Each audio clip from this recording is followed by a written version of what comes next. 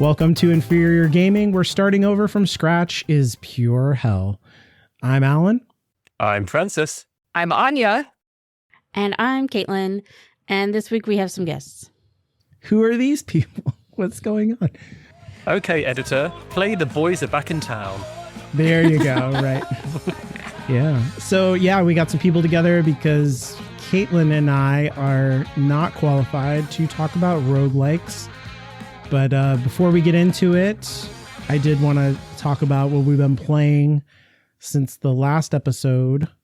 And I'll start off because I'm the most important person here. So I started playing the Avatar game that I bought a long time ago. That's like the Blue People Avatar on Pandora alien people movie tie-in game. The one that I lost a little bit of respect for you about. Yep. Good. Yeah. No, don't respect me. The only reason I want to talk about this, there was just a funny thing that happened it had me cracking up with my kids who were watching me. That was very like inferior gaming moment. So when you start off the game, all of the characters are like these, it's like the blue people from the Avatar movies. They were kidnapped as children and raised by the humans and indoctrinated into their culture. It's like, colonialism. As is good and right. Right. Yeah. And so like the events of the first movie happen, and then so their base gets blown up and stuff, and you escape from the base. And that's like the tutorial level of like learning how to, traversal and stealth mechanics and all of that stuff. And then you get out into the jungle. It's an incredible moment of like, there's really cool parkour style traversal in the game. It's very fun. It's beautiful. It's really gorgeous. All the stuff from the movies is in there, like those weird plants that like suck up into the ground and stuff, and the animals and everything. It's incredible. So it's kind of like the experience that I wanted from the game. But this one Na'vi character who's like, an actual like adult Na'vi warrior helped to break you out. And, you're like trying to meet back up with him. And so I meet back up with him and he's been wounded. So now it's like, I have to learn how to, shoot a bow and arrow and all this kind of stuff. It's more tutorial. But the first thing that he teaches you is like to tap into your Na'vi senses, and you can like, how it is in video games. You hit a button and then the screen changes and you can see like, oh, the marker is over there. That's the way I need to go. Right. But instead I hit the wrong button. It was like push R1 or something like that on the controller. And I pushed the punch you in the face button and just punched this guy. This poor guy who had been shot in the side by the humans. I just like decked him right in his face. So you're really role-playing as yourself. Yeah. It was like, give me that bow and arrow, bitch. So that was a pretty good moment. Me and my daughters were like rolling on the floor laughing. He was like, don't hit me. Stop, please stop. Why would you do that? The game lets you do it too. Yeah, it was like, stop. That does randomly remind me of the first time I was playing The Witcher 3. I was in like that first village you get to, and I accidentally used Geralt's wind powers and killed a goose. And yeah, I reloaded that save because I felt so bad. I was going to say, that's super on brand for you, Caitlin. You hate geese. I mean, I just like playing into the stereotype of hating Canada geese. A little bit. Yeah. Okay. But this was a white goose. It wasn't a Canada goose. I have no problem with the white geese. That sounds strangely racist. Oh, you have you met a white goose? I literally Did you ever no. play Goose Game? I have played the Untitled Goose Game. Yeah, it's great. Yes. But oh, we should do an episode about that. That game's great. Yeah, that's a lot of games fun. Which are entirely designed around causing trouble for other people. It's like the GTA of animal games, yeah. I feel like that game would hit differently now that I live in the UK. Yeah. Yeah, it's very English. Yeah, that's true. What's the other one? Thank goodness you're here. That's another mischief-making game. That's set in small town England. I in don't think I know that Barnsley. one. Well, Barnsworth, I think they call it, but based on Barnsley. The meta version is like the Stanley Parable, which has a kind of English attitude to it. Love that game. Yeah. So what are you two playing? The two guests. Well, mostly we've both been playing a lot of Hades 2 lately. It just came out a couple weeks ago, and I guess we'll be talking a lot more about that in the main part of the podcast because it is a That's why roguelike. you're here. Yeah. Yeah, that's why we're here. Does Trees count as a video game? I don't know. Yeah, why not? Yeah, it's a mobile game. It's a good one. We've been playing a lot of this like puzzle game. It's actually called Parks. But it's kind of Sudoku-like. You're trying to place trees according to specific rules in a grid, and it's like a logic spatial puzzle thing. It's like Sudoku, It's but also without known math. as Queens. Okay. I think there's like maybe a New York Times version, which is Queens. It's like, that's the other name for it. It's a very fun little logic game. If you like fun little logic games that you can kind of complete in maybe 10 minutes and just feel good about yourself and briefly forget about your life. It's like Park Seasons. Is that what it's called? Yeah. Park Seasons. That's the one. Okay, great. Because you've given us like 3 different names for a game, and they're all random words that bring up other things. Yep. It's very And highly they're rated. all good. People like it. Yeah. Trees It's is a what really Francis good and game. I call it to each other. Hey, do you want to yes, play yes. trees? That makes sense. But yeah, I played a lot on the bus on my way to work. Yeah, Yeah, it's a I good think one. these things count. Yeah, that's Yeah, that's I a feel game. like if it's on a screen and it's a game, guess what? Yeah. It's a video Mobile game. games are games. Yeah. Sometimes they're Yeah. even good. And yeah, I've been playing a bunch of different things. As Anya said, Hades 2, but I've also been playing Cole LLC, and I recently played, was it Rock Crusher and Keep on Mining was the other one I was playing. I also played Mine Diver, which was excellent, and Megabonk, which is just very silly. Oh and yeah, that's the one. The people were telling me at work I need to play Mega Bonk, and I was Megabonk's like, "What is fun. this?" It's Yeah. it's Yeah. very Vampire Survivors derived, and it's like intentionally so. Mm-hmm. But that is okay. I was also Yeah. playing a bit of Battlefield 6 in the beta. Oh, But Mm-hmm. good old Battlefield. I don't know why I said that. I've never Hell played yeah. a Battlefield game. Oh, there was one other game that I've been playing. Oh, yes. Which is one Francis recommended to me called The Farmer Was Replaced, which Oh yeah. is basically a game designed to teach people how to code. So Huh. you start with like, is it a 3x3 or 4x4 grid? You start with a And- 1x3. Oh, 1x3. God. Yep. Okay. Yeah. You start with a 1x3 grid. I guess I just upgraded really quickly. And then Yes. you basically have a drone, and the drone does the farming tasks for you, but you have to use a programming language that is essentially based on the syntax of Python to like tell the drone what to do. And you, as you like grow different crops, you get different resources, and then you can invest those resources to unlock new syntax, new functions of code, and grow that's different cool. crops and stuff. Yeah, so it's really a cool thing. It like gamifies the process of coding and kind of makes it fun. Mm-hmm. And the stuff It's you learn, really, really good. yeah, it's like definitely relevant to real types of coding and stuff like for loops and stuff.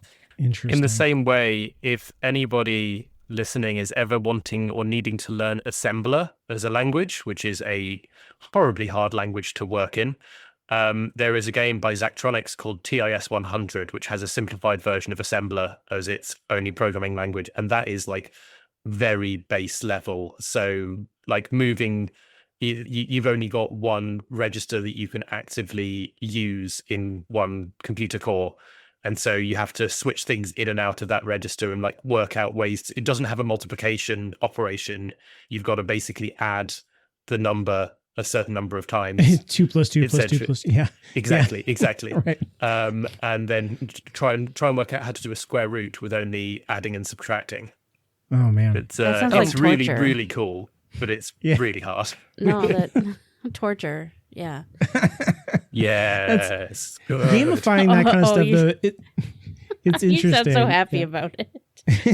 It is torture, but I want it. I code for my job and then I code to get away from my job. It's great. Interesting. I do numbers for my job, and then I never want to see numbers again, ever. Yeah. Which makes doing your financial accounting at the end of the year really hard. No, no, like I just click yes, get my information from the government, and then yes, Yes, submit of it course, back to because the you live in a government. civilized country. Well, no, because they still that's make a you myth. do it. They still make you. It's like yes, get the information from the What? government. Yes, that's all right, and then I have to submit it back to the government. Oh, that's It's really funny. stupid. Because over here, like, it literally just all gets sorted for you unless you're self-employed. Yeah, same here, except that you still have to submit it. It's Yeah, we just don't have to submit it. It's beautiful. Yeah, I wish. I Like wish. taxes, what are those? I literally don't think about taxes because I just go, well, they just come out of my paycheck before it comes to me. Okay. Ugh, I Sounds wish. like a myth, not real. Yeah. Fake news. I don't look at price tags and think, what's that with tax? You have variable all right, tax all rates right. too, yeah. Keep your Europeness to yourself. Let's move on. But it's just so good. Yeah. North America sucks. You said it, not me. Anyways, I'm still working on Final Fantasy Tactics. I'm almost at the end of chapter 1. And I find Okay. that with this game, when I'm playing it, I'm having a really great time. But when I'm not playing it, I'm not thinking about it. I don't want to get back to it. Mm-hmm. So that's why it's taking me so long. Have you encountered anything that you feel like is fantasy-esque? I mean, other than like The every once in a while story? somebody does like a crazy move, but do you feel like, oh, there's like magic in the world and there's, Oh. or do you know what I mean? Or does it Other- just seem like this could be historical? Like this could just be taking place in, Yeah, sure. It France is or kind of something. Game of Thrones that way, where it's like the magic is like, yeah, you can have a black and a white mage in your party, but the story is just politics. mm-hmm. And like, Because I think you're right on the cusp of this. I don't remember the chapters, but I found the same phenomenon where I was like, okay, fun, sure. But then there was a turn in the plot and I was like, oh, it's fantasy now. And I became obsessed okay. and couldn't stop thinking about it. So Okay. Well, I that's just good to wondered know. if you had Good to made know. that turn. Not yet. And then I did stupidly give in and start a new Animal Crossing island on my Switch 2. Oh, no. Yes. Oh, Yeah. no. Yeah. Goodbye, everything else. Yeah. So I'm trying really, really hard to just like do what you can do in a day and then be done and not like think, oh, well, I can just go forward a day or I could go backwards. And how's a day, that and then going blah, for blah, you? blah. Like 60%, So Yeah. 40% like relapse probability. Yeah, well, the good thing now is that the new Pokemon game has come out, which means I do have to share the Switch with my sister. So Yes. that's fine. And then because my sister was playing Pokemon last night and it was pouring rain out, I did finally start Strange Antiquities. And I got to like day 5 and it is real good. If you like that kind of visual novel puzzle game, very atmospheric. I love Strange Nice. Antiquities. And you can go, like, one of the places you can visit, you don't actually physically go anywhere, but you can go to the Strange Horticulture shop from the first game. Oh, and, cool. And then you just, like, get a plant to bring with you Yeah. back to your antique shop or whatever. Does it give you anything for having played the other game? No. Is it? No. It doesn't. Because care. you can play it on different systems, right? So. Sure, yeah. Anyways, I'm having a great time. So if it's rainy and I mean, like it's what, October 19th today, so we're right in spooky season here. So great time to play it. But this is going to come out in November. So a little bit more into like Christmas season, but whatever. If it's gloomy out, it's gloomy. Play it. That's All my right. week in video games.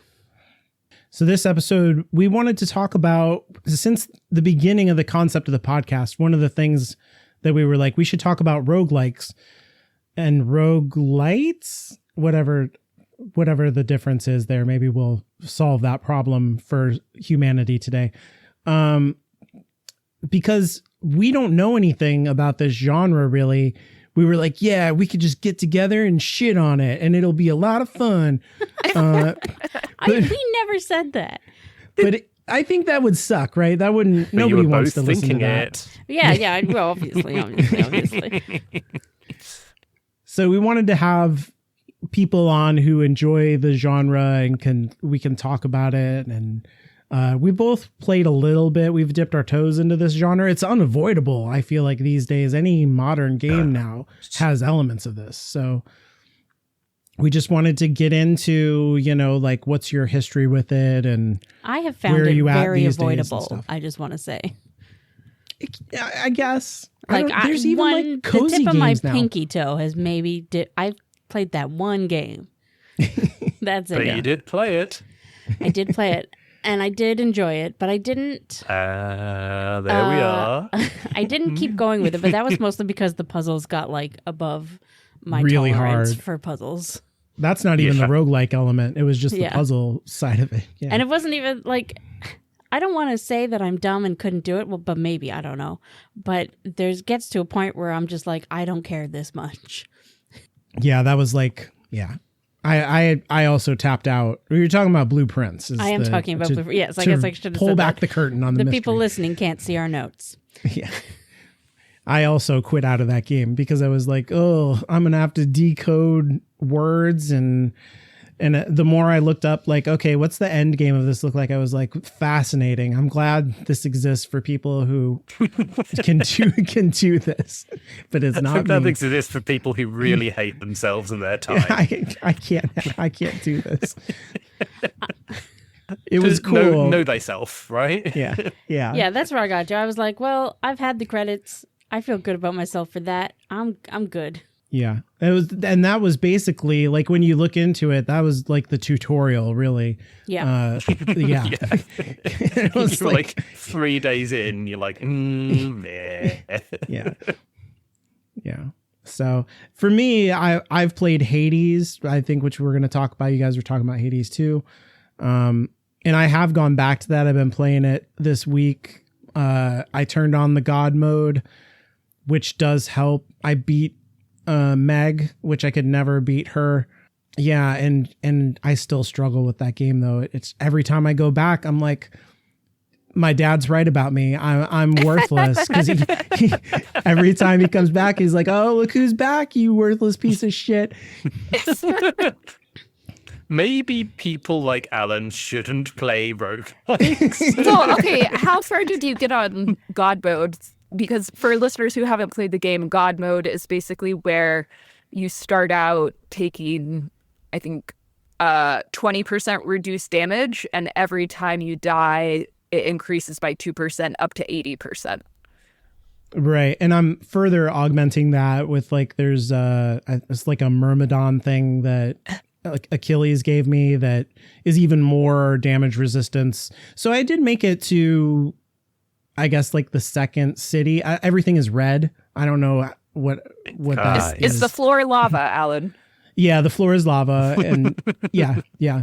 So I made it there, and I was like, "Oh, cool! I'm progressing," but I died pretty quickly. But you're supposed to die in that game. It's just that my personal feeling of like, a failure. But the game does a good job of incorporating.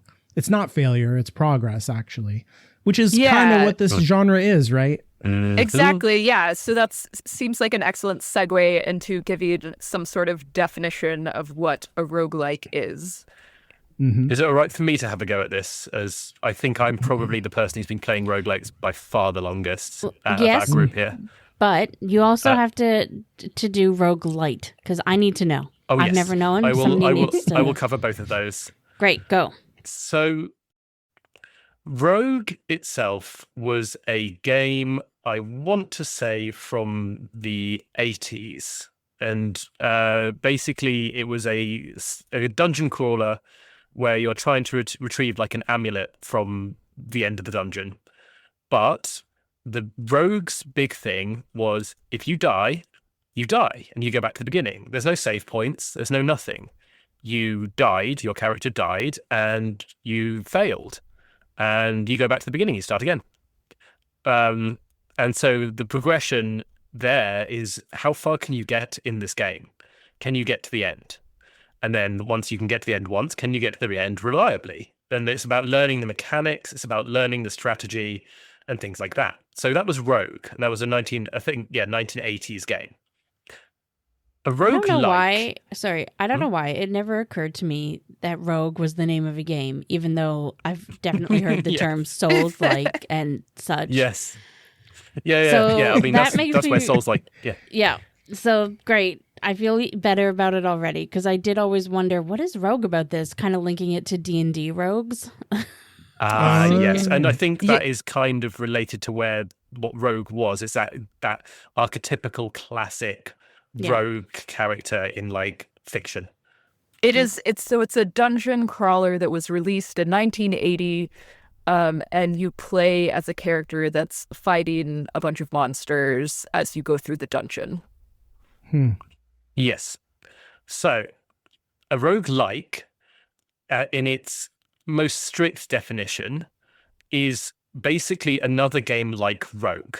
So in the kind of, again, this kind of stricter definition, one of the other big things, so in Rogue as well as in Roguelikes, is that the map is different each time. So when you go into the dungeon is completely different. You don't know your way around and you can't learn that because it's randomly generated. So there was a development conference in like early 2010s, late 2000s, where they actually kind of gave a set of design tenets which define a roguelike. And we're not talking about the lights yet. So they gave it as number 1, having random map generation, number 2, having permadeath, number 3, having turn-based combat and grid-based movement as number 4, number 5, having a lot of complexity to allow for kind of multiple approaches and solutions, having number 6 being non-modal, so in that at any given point in time you can do any action. That's a bit of a weird one, but it is quite important. So like at any given point, you could decide, I actually want to do some inventory management, or I actually want to try and dig, or I actually want to heal, or I want to fight, or I want to move. Number 7, they defined as resource management, and number 8 was sort of hack and slash combat. These are quite a restrictive definition of what a roguelike specifically is. I was going to say that is extremely narrow. I feel like you basically I guess I haven't played one clothes. then. If it was just for friends. But there's a lot of games that are kind of fall into that, and it doesn't necessarily have to be like 2D or terminal based as the original Rogue was. But yeah, like they're really going for things which are very, very similar to Rogue specifically. Makes sense. Now, the definition Rogue-Lite basically looks at that and goes, okay, this is ridiculous. Like that's as you said, that's basically Rogue again. And you can have some of these things without having all of them. Like if you have a turn-based combat system on its own, is that like a Rogue game? Well, no, not really. However, things like random map generation, that's quite important to Rogue. To like Rogue style games, and like permadeath is this big concept of every time you start from scratch, and like traditionally there's like no saving either. There are more later games had save points in the middle, but fundamentally your run is your run, and when your run is ended you'll start a new run. So my impression is that the defining feature of a roguelite is permadeath, and basically everything else is kind of optional. It's permadeath and it's randomness. Okay, yeah. So it's it wouldn't be a because I feel like if sorry. Yeah. I feel, yeah, because I feel like then you could be talking about like Mega Man, right? Like where you, Exactly. okay, you died, you went back to the beginning of the level, but the level is memorizable. And in fact, that is the point of what you're doing is like, Yes. oh, that guy got me because there's a turret up there. Okay, now I know there's a turret up there. I don't get killed by the turret. I get past it. I see. Yeah. So those are the Precisely. two required things: are permadeath and randomness. So I it's would not say so, yes. memorization. It's like, yeah, you have to improvise. And that randomness is not so in Rogue itself, and in the kind of roguelikes, it's the map is really, really random. Roguelites can be a little bit less like strong about that, and maybe the progress you can make is random, but as drawn from a set of rooms, for instance, like Binding of Isaac. It's actually fairly set, like you're going through a set of biomes, and within those biomes you don't know exactly which maps you're going to get, but the maps themselves don't change. It's just you may get different ones. But then it's also things like power-ups or like weapons. So you may be able to find different weapons or find different power-ups, and those will also be random. Mm-hmm, the other thing that really sets roguelikes apart from roguelites apart from roguelikes, it's really hard to say. Yeah, this is so fun. is I don't know if you're being sarcastic or not. Well, no, I mean a little bit of. Fun for you. Oh yes. The other thing that really sets it apart is that Rogue does not have any metagame. So Rogue and the roguelikes, typically, you can't make your character better in any meaningful way between runs. You absolutely can get better at the game, sure, but that's a you thing. Your character cannot enter the dungeon more experienced or with better skills. Mm-hmm. Roguelikes tend to ease up on that restriction and You make mean it lights? so actually, roguelites tend to ease up on that restriction. So exactly, it's awful. Whoever came up with this naming scheme, like bloody hell. But so that they'll have this concept of a metagame, and over time, you might have meta progression where you unlock new things, which you can now encounter in runs, or you improve your stats, or you unlock new mechanics, unlock alternative routes sometimes, all of these different things. But if you played through on your first run through from a new save, you wouldn't be able to see those things. Right. And yeah, that's another major thing. And like there was honestly a little bit of back when roguelikes were kind of coming back. Again, Binding of Isaac was the big one that really brought the idea back. And that I remember discussion on forums about like, is this really a roguelike? Because you can like unlock new things. Like, what is this game? Because like meta progression is ruining roguelikes, etc., etc. And you had like purists and Progress. factions. What? Yeah. Oh my god, you don't just get better. Jesus. So yeah, it's funny. In one of our early episodes, we talked about like our game's art. And one of the ideas that I have around this is like that you as a player, your ego has to like shrink and die to a certain extent in the face of the developer's logic and self-expression, right? Like you have to figure out what do they want me to do? And the only way to find success, especially in old games, like Rogue and Mega Man and shit like that, is like you have to become good at what they want you to do. And that is part of the like self-expression of their art. And then your self-expression is only possible like within the parameters that they've laid out. And so it's interesting, the idea of like breaking that, the game's like self-expression by like in Hades, for example, you can unlock like, oh, put more treasure chests out there, put healing points, more, the RNG gets better on, will there be a healing point out there for me, or stuff like that, right? Or I'll get more power-ups, or I can equip what weapon I want, or upgrade the weapon in between runs, blah, blah, blah, blah, blah. And you kind of break a little bit of the game's initial difficulty or RNG-ness. Something I'd like to investigate a little bit more later, but is a fun thing to mention now, is that I would consider roguelikes to have a lot of inspiration from puzzle games, particularly things like point-and-click adventures, where you've got to sort of think like the developer. And classic point-and-click adventures, I'm thinking Monkey Island, I'm thinking Broken Sword. King's Quest. Yeah. Yes, exactly. A lot of it is, can you think like the developer thinks in order to solve this thing? The classic example was the monkey wrench in Monkey Island, which is a pun that only works in English and absolutely broke in translations of the game, specifically because a monkey wrench is only a monkey wrench in English. Right. They were like, why would I use a monkey to open this spigot? Like, what the fuck?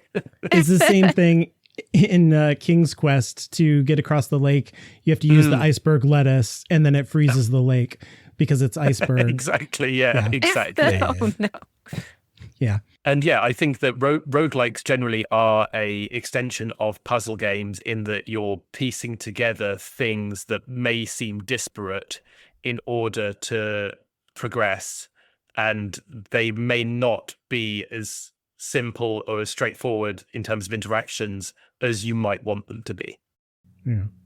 So I know we've spent like the last 10 minutes or whatever splitting hairs about roguelikes versus roguelites, but it does seem to me like in general, people just kind of use both of the terms interchangeably to mean whatever they want to mean in the moment. That's true. Yeah, that's what I'm getting from this also.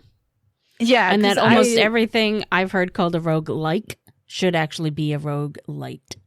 Yeah, that's what I was and going to that's fine. say. I think all of the games that I play are technically roguelites, but get called roguelikes. So whatever, it doesn't matter. From here on out, maybe we should just agree to say roguelike, and we've had enough of a discussion that the pedants will Please don't shout write us at us. emails. Yeah. Or if you do, then that's fine. We're a new respond with a podcast. canned. We could use the engagement, so it's Oh, that's cool. fair. Please Come shout at us. Comment on YouTube. Right. Give us Yeah, exactly. no, don't give us 1-star ratings. Yeah. Yeah, that's the only thing. Don't do that. Yeah. Just know we hate your genre. That is what we're saying. They hate your genre. Yeah. I We love enjoyed it. Blueprints until I finished. Blueprints is until I good, yeah. quote unquote finished it, which was not finishing it at Until all. you quit. Yeah. You Yeah, dealt I with was the finished with RNG it. part of it just fine. It was the puzzle thing that was. Yeah. Oh you're yeah, like, yeah. Nah. What? I don't know. I don't know why I'm so resistant to playing Hades. Maybe because it's so popular, so I don't wanna. Which is Oh a my problem God, I you're a have hipster. with. No, it's just a stupid problem I have. I hate it about myself, actually. But like, the more Aw. people tell me to play something or read something or watch something, the less I want to. You know? Oh, you're just oppositionally defiant. Yes, exactly. Yeah. Good. This is why Even we're though- friends. Yeah. Even though logically, I think I would have a good time. Like what? So I'm only hurting myself, and maybe like Yeah. a little bit the person who really wants me to watch / play / read that thing. I'm like, oh, I'm hurting them too. I don't know. Spite. Yes. Yeah. Yeah. Every time I hear the name Blueprints, I just think about the book Cruel Prince by Holly Black and have to like Yeah. be like, no, that's not what they're talking about. Okay. Why isn't that a game? Now that you say that. I don't know. Honestly, that would be fun. Yeah. Yeah. I've read that book. That was good. Also, it took me so long to realize that Blueprints is a pun. It is. Yes. I had it spoiled for me, Yeah. unfortunately. I was listening to a different podcast where somebody was talking about how they came to the realization that it was a pun, and this was before I played it. So I was like, oh man. Everybody I feel else like that's gets the this first fun 5 moment. minutes. It's like you realize this pretty Yeah. quickly, I think. It's not But this really a is like- spoiler. Yeah. The only spoiler I've ever been upset about, like I do not care about spoilers. Oh, what a core game mechanic of this game. Yeah. All right. So we've defined our terms here. So, we could also like set it aside, like Anya said. But what was the first one for you? Was it actually Rogue back in 1980? I feel like that's no for nobody. I feel like It's you were no the for only everybody. person who existed in 1980. Right. Hey, Yeah. I existed, just very small. Wait, really? Oh, wait, sorry, 1980. Oh, sorry, I Yeah. thought you said the 80s. Carry Oh, on. no. No, I did not. No. I did not exist in 1980. For me, it's what we already said. I think it's Hades for me because I'm a console gamer, so I'm a real basic bitch, and I can't I'm not on a PC playing the cutting edge indie scene, which I feel like these roguelikes have. You know, you're saying Binding of Isaac, which is on consoles now too, but started out as like an indie wonder kid kind of a experience where have you heard of Binding of Isaac? You know, Yup. coming from the dark corners of itch and stuff like that. So for me, it's just Hades. pre-itch. It was the most, yeah, exactly. It was the most mainstream shit. And I was like, this game does not respect me leveling up. What is happening? Tee. Yeah. Well, Binding of Isaac was a Flash game originally. Oh, that's right. I'm not even sure if it was originally released as a standalone thing or if it was originally on a website. And I think it might have been on a website originally. Is it Edward McMillan, I want to say is his name. I got into playing it very early. Edmund. Edmund, yes, you're right. I'm on the Did I say Wikipedia. Edwin? Oh dear. I think you said, I thought I heard Edward, but actually maybe you were right. No, I was probably wrong. Well, we'll never know. There's no way to go back in time and find out what they said. God, I love live conversations which aren't recorded. Yeah. Yeah. Thank God for editors. Yeah. So my first roguelike was also Hades, which I played on Switch. Oh, okay. Yep. Yeah, because it was on everything, right? This was a mainstream ass game. Yeah. So my first was probably Binding of Isaac, followed by, but there's a possibility of it being FTL, which was I can't remember exactly which order they came out in and which order I played them in, but two very, very different games, but with again the permadeath and choose your own path. Paths are randomized sort of characteristics. In So, yeah, doing really the runs. old school. Yeah, failure Yeah. is a huge part of FTL. Yeah. FTL was so yes. huge. Yeah. Such when a it good came game. out. It's still a good game, actually. Yeah. Definitely worth a play.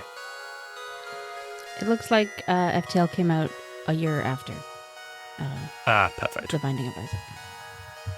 2011 and 2012. Yep. Oh God, I feel old now.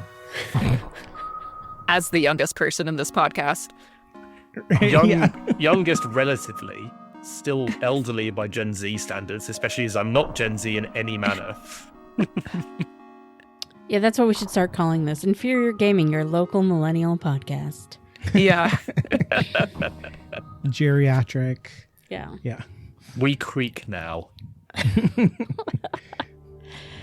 My first one and my only one was Blue Princess, I've said. But I think Hades was the first one I'd ever heard of and heard the term applied to. Yeah. Because they were just so far out of Yeah. my oeuvre, as it were. Mm-hmm. Your egg. Yeah. So that was the first.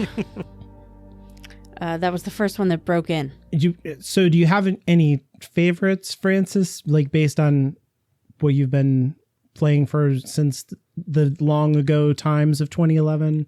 I have many favorites. I have a particular penchant, to go back to the French, for kind of more shooty ones. So Risk of Rain originally, and then Risk of Rain 2, which was a brilliant game. Gunfire Reborn, RoboQuest, and more recently Crab Champions, which is still actively in development and is great and just really silly. It's by the same guy who did the Crab Rave song, a guy called Noise Storm, an Irish developer. And yeah, it's just brilliant, but there's so many that I love. I've played so many roguelites. I can gather a list together whilst others are talking, but it really is a good chunk of my game library, and I have an extensive game library. Crab Champions, I'm looking at the trailer for it. It looks absurd. It looks really, really fun. Yeah. It's very good. It's like Fortnite with crabs or something. It's sort of but a roguelike. Yeah. This I love because there's also like a Souls-like with crabs, or like where you play as a crab. Oh yes, another crab's treasure. Yeah. And I love that there's this whole genre of taking a genre and just making it crab. Is that based Have you tried crab? The idea of God, what do they? It's that like everything eventually evolves into a carcination, is what it's called, right? When like I think the tendency people to like evolve crabs. into crab-like form. Yeah. I think just people Is like it crabs. crab-like or crab-light? Yeah. Fuck off. Yeah, so I think my favorite would be kind of a tie between Hades/Hades 2 and a game called Slay the Spire, which is a deck builder roguelike. So it is, I guess, turn-based combat, but with cards. And then the other one that I think deserves an honorable mention here is a game called Peglin, which is basically a roguelike version of the game Peggle, I think it's called. I love Peggle. Yeah. Where you're basically Oh, like it looks shooting so cute. balls and trying to knock pegs. Actually, Caitlin, if you're looking to get into a roguelike, I feel like Peglin would be the perfect game for you. Oh my God, the last thing I need in my life is more games. Although, I mean, now I have an excuse with this podcast, but yeah. Right. Yeah, we need content, Caitlin. Come on. I can talk about my Animal Crossing island for months. Don't worry. Peggle is kind of like a pachinko style, like the ball falls down. Yeah. Pegs, and you got to route it. I don't know if I would like this. Like, I think I need something plot heavy if I'm going to do it, because that's what I liked about Blueprints, right? I loved the lore that you slowly uncovered. Yeah, so Hades and Hades 2... Yeah, what if it was set in the Percy Jackson world? Right, you mean Greek mythology that I already know. Right. Yeah. Discover this Greek god. Oh, I know them all. Like, what? Yeah. Well, I don't know. They have really interesting characterizations, and like the dialogue and voice acting is really good. So like Hades and Hades 2, the combat is really good, but there is also this like really complex, fun plot that you kind of work through as you're also learning the mechanics and killing the like random enemies that don't have personalities and are irrelevant to the plot and everything. The other two games that I mentioned, Slay the Spire and Peglin, basically don't have any plot at all. Like, there's kind of lore, and people definitely get into the lore and try and come up with backstories and stuff. But as you're playing the game, there's not really plot to speak of. Yeah, I definitely think I would like Hades, but like I said, I just can't. Yeah. Maybe in a couple years, I'll be over it. Yeah, I think I'm with Caitlin that I tend to gravitate towards the story stuff. And I think for Hades, there's like a cognitive dissonance to me, because I grew up on Final Fantasy, for example, where you fight, and you win, and then the reward is here's story bits. And it's inverted in Hades, which should fascinate me and be like, oh, what a cool idea that you fail, and here's more story bits for your failure. But I don't know. There's just something, I don't know if it's a nascent masculinity complex or something. It's like, failure shall not be rewarded. What? I don't understand. Well, you do eventually get rewarded for progressing farther and like beating. It felt great when bosses. The floor was lava. I was like, look how awesome I am. Look how fuck I did it. You know? Yeah, that did feel good. So I don't know. What about, so I do have like a bad feeling, I think, when I play Hades. And I've tried other roguelikes and Spelunky and stuff. And I'm just like, fuck, just kick me in the teeth, man. What the fuck? Like, So, like, do you have a worst experience playing these games? Or is it just My all worst- upward forever?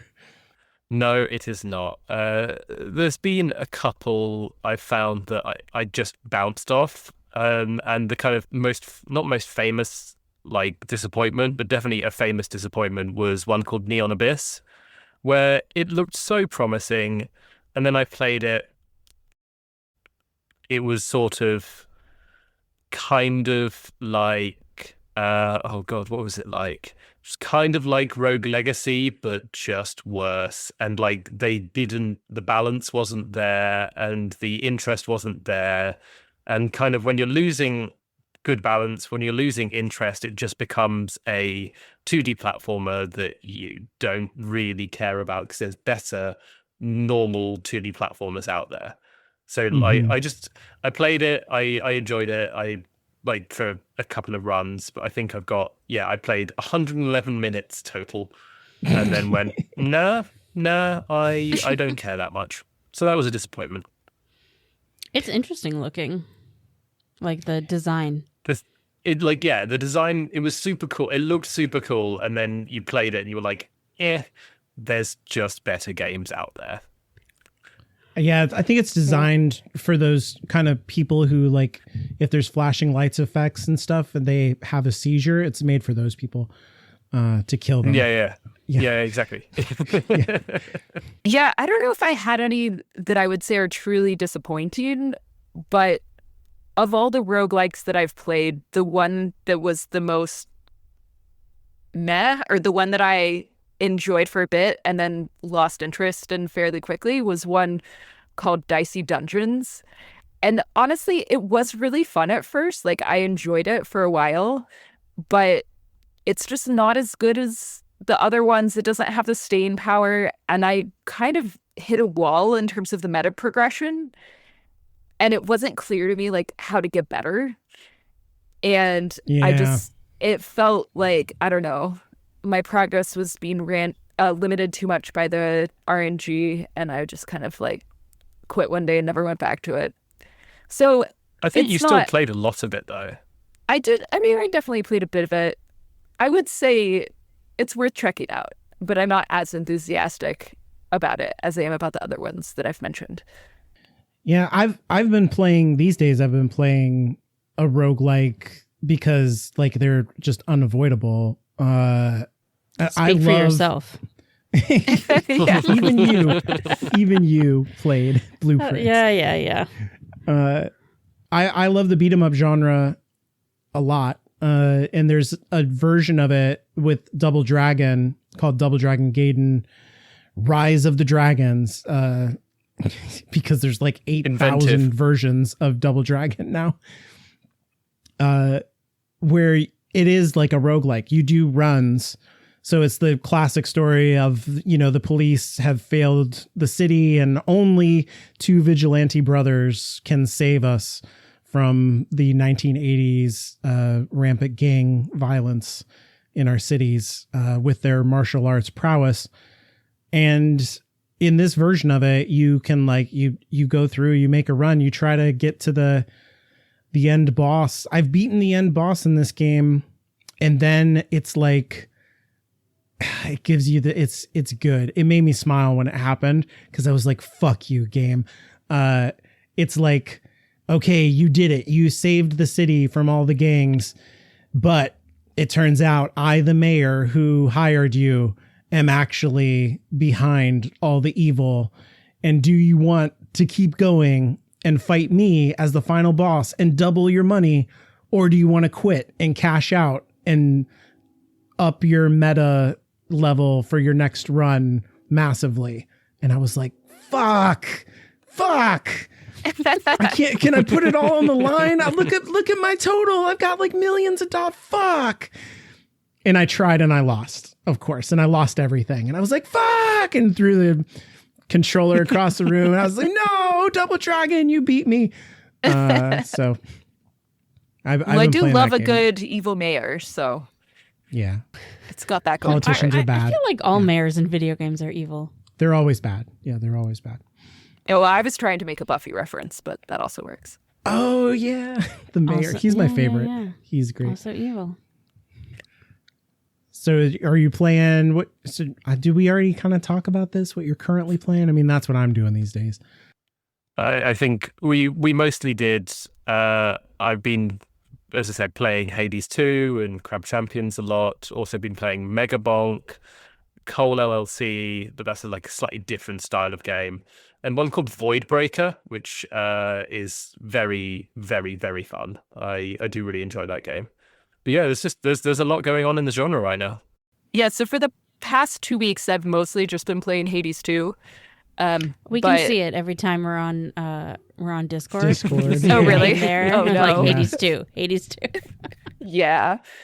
And then I'm still also playing a little bit of Slay the Spire, but honestly, I watch like Slay the Spire streams more than I play it at this point, because it's sort of like my wind down at night, like relaxing thing that just kind of lets me turn my brain off. There's a streamer who goes by the name Jorbs, like Nice. Jobs, but with an R, I guess.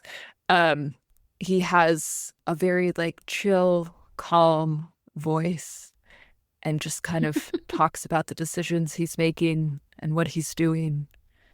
And it's very chill, and it puts me to sleep in the best way possible.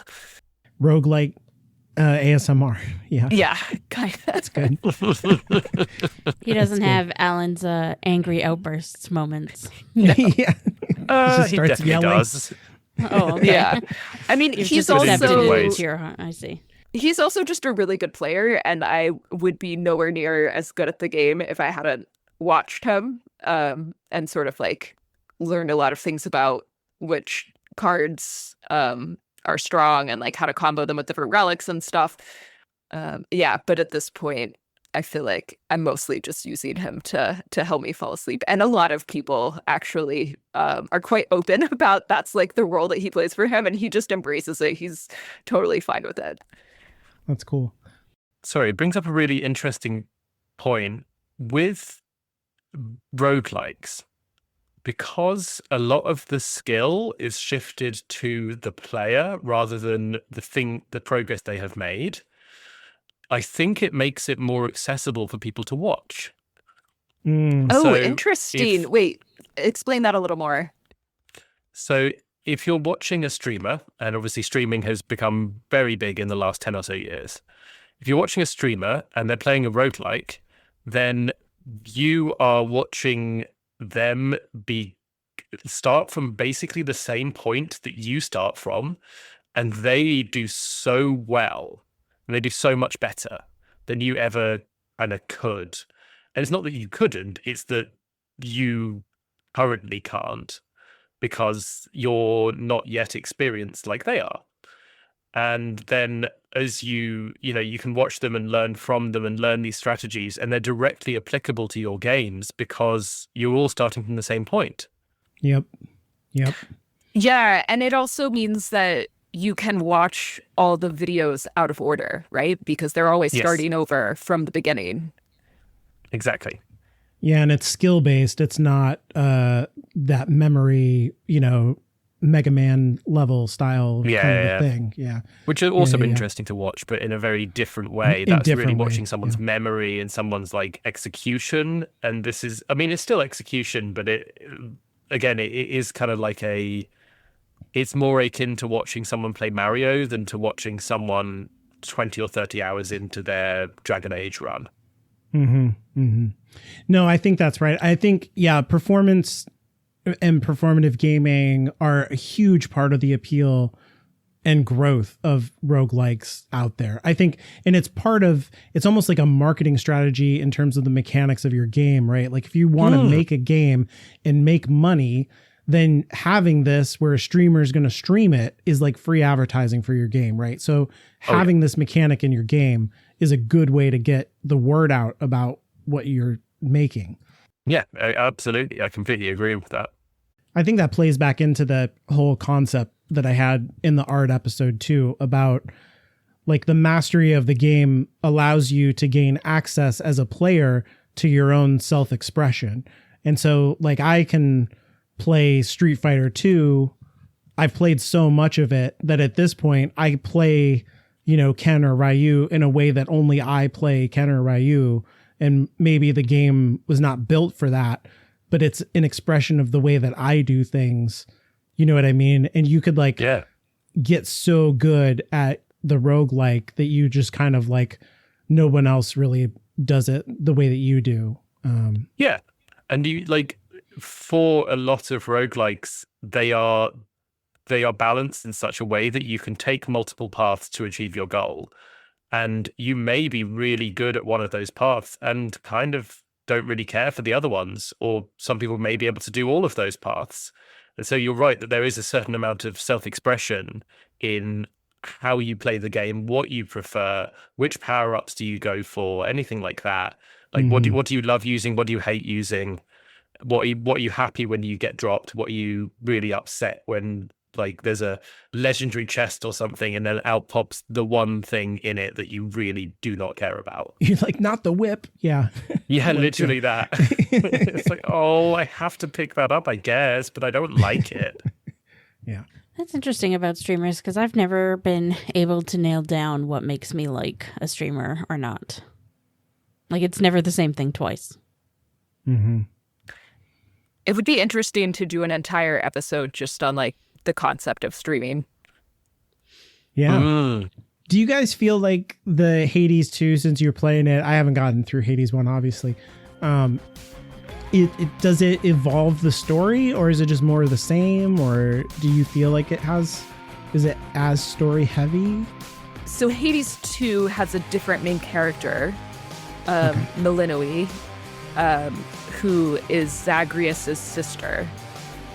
And I'm trying to decide what I can say, what counts as premise versus spoiler. I guess basically, oh shit, cut that out. Somebody that I started to say the name of somebody and I didn't, but right. So the premise, very famous in mythology. Yeah. Well, if you know, Francis caught it because he knows what I almost said. I know what you almost said. Yeah, I know what you said. Okay, yeah. Basically, somebody has gone into the house of Hades. Some bitch has gone into the house of Hades and kidnapped, in a way, everyone. Melinoi was a baby and got adopted by a witch who's been training her to go kick this bad guy's ass and save her family. So a lot of the characters in Hades 1 reappear, both the gods and goddesses who give you boons and, the original family, since they are Melinoi's family. There's also some new gods, a lot of new characters from Greek mythology, and I think it takes the mechanics of Hades 1 and kind of builds on them a bit. So in Hades, there's the mirror that you can invest darkness in and basically get stronger by investing in different stats. In Hades 2, there are Arcana cards, but there are certain rules for which Arcana cards you can activate, and some of them are contradictory. So you, in Hades 1, you can basically invest in all of your stats and eventually get them all up to the top levels. In Hades 2, with the Arcana cards, there's trade-offs. So one of the things that I think was really interesting, so in Hades, one of the strongest boosts that you can get is something called a Death Defiance, which is basically extra lives. Yes. And so, yeah. Oh, that's huge. Once you can get. Thank God. Yeah, I think you can get up to 2 extra lives, plus the Lucky Tooth. So for 3 total Death Defiances, which can be really important for beating the game. And I get the feeling that the developers thought that people were relying a little bit too much on Death Defiances and wanted to just sort of make that a bit more interesting. So there is an Arcana card that gives you Death Defiances. There's also an Arcana card that gives you, I can't remember the exact number, but it's like plus 30% damage if you don't have any Death Defiances. Oh, okay. So what it does is it sort of encourages And you take less damage. And you take less damage too. Yeah. So it kind of encourages you to, you can lean into the Death Defiance build, but you can also not lean into the Death Defiance build and just be a lot stronger. And it also, there's a mechanic where you can basically save different combinations of Arcana cards to use. So like, I think you can save 6 total. Right now I only have 3. I have like my strength builds, my Death Defiance builds, and then there's another set of cards, Arcana cards, that basically randomly activates cards every time you beat a boss. But you can only start with 3 activated. So I have another set for that. And so you can kind of play around with those and see like which combinations of Arcana cards you think actually are the strongest or like the best for your play style. And so that's just kind of one example, but I think there are a lot of ways in which Hades 2 takes what Hades 1 had and then just like makes it even more complicated or interesting. Deeper. Yeah. Yeah. So like, again, in Hades 1, I think of all the resources, there were like gemstones, darkness. God, it's been a while. I don't remember. But like there were like only a handful really of resources that you were trying to collect to level up different stats or like unlock different aesthetic things back at the home base. And in Hades 2, there are so many more types of resources that you can get and different things to do with them. And if it doesn't feel needlessly complicated, it actually is kind of related to the plot of that Melinoe is basically a witch and has been trained by a witch. So she's like collecting all of these different ingredients, like plants and things that she collects, and has to like grow plants to brew potions, and the potions do things. So it gives you like so much more to keep track of at the same time that you're also trying to master the combat. That's super cool. Yeah, I think that Supergiant, who is the developer, are really, really good at making like complex like systems that like their game Transistor. I love Transistor so much, was the game before Hades. And that game was all about the game before Hades, because Pyre was after Transistor. Oh, was it? I think so. I forget about that game. Yeah, I forget. Yeah, everyone does. I think everybody does. Yeah. It was a good game, just not on the same level, I think. It didn't hit the same. Not even Transistor didn't hit. But the thing about Transistor was like, here's a cool game mechanic. Here's another cool game mechanic. But then when you put them together and they synergized in a really weird, like you would never think, oh, when I do this with this other thing, then crazy shit starts happening. And then you could like equip 6 different things and really start to have some crazy builds with your abilities. So they're just really, really good at, I think, that kind of networking effect of here's mechanic, but they actually work together. It's not like you're playing 3 different games. Yeah. And that's more generally within roguelikes. That's a really, really important part of a lot of them, which is this kind of emergent complexity as a game mechanic. So you have power up 1 and power up 2 and power up 3. And if you have power up 1, it makes your attack wider, for instance. And you have power up 2, and it makes your attack into like a big beam. And you have power up 3, and it makes you fire 3 of your attacks at once. And then with kind of like this building complexity, in a lot of cases, especially in Binding of Isaac was really good for this, you end up with, if you have all of them, you have an attack which is wider, which is a big beam, which is wider and is actually 3 beams splitting out from one. And all of a sudden that's like a whole new weapon. That's like a Right. completely different thing. But then you could switch out one of those for another power up, which maybe makes your attacks independent of yourself, so you can control that almost like a separate character.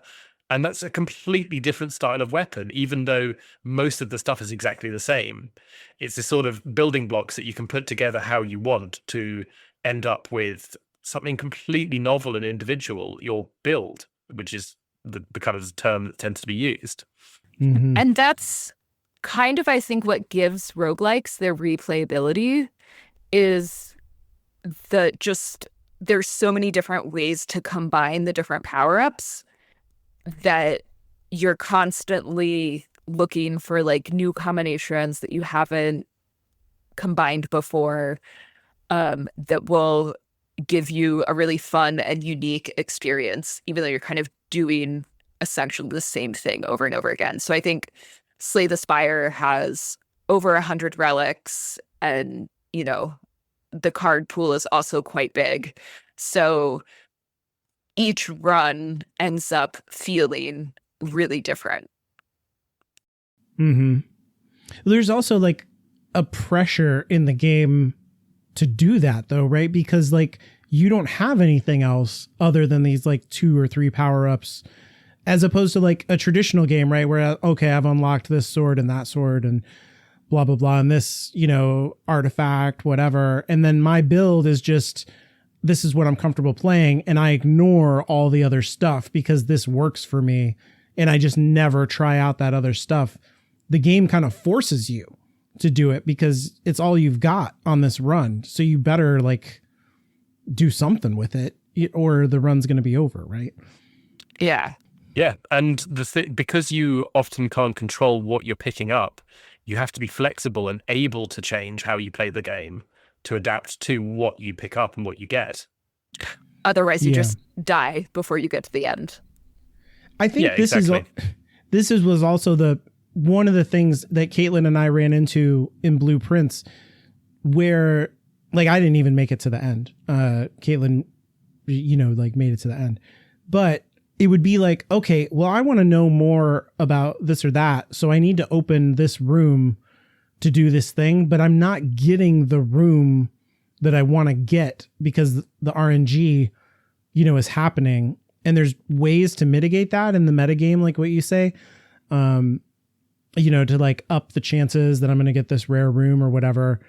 But for the most part, you just get the rooms you get. And then the run is the run, the way that you're playing it out. And you just have to like, and really what the game is trying to do is expose you to new rooms that you've never seen before so that you get new clues about other mysteries. And it's like, I think the mindset that I had and maybe Caitlin too is like, but I want to solve this mystery, you know, like I'm on the track of solving this puzzle and you won't give me the fucking room that I need to solve that puzzle. And it's so frustrating that I quit the game. I actually think that particular game, the thing is that eventually you just sort of figure out how to use the RNG. Yeah. And that's when you can do it. Like you get, if I put this room here and I put this room here, then there's more likely a chance of me getting this room here and blah. And you just sort of get into a feel for it. So it is less RNG than you think it is at the beginning. Right. Or something like that, or like you just make the RNG. You eventually get control of it almost. Mm-hmm. Yeah, that's what I mean. Like you have to unlock certain rooms, and then you'd be like, okay, I paid this much money. Yeah, I don't even necessarily mean by unlocking anything. Just by you play it until you just understand how it's working. Yeah, like put all the dead ends over here and stuff like that. Yeah, and that is like generally speaking, a roguelike sort of tends to play with player agency in quite an interesting way. So yeah, that is interesting.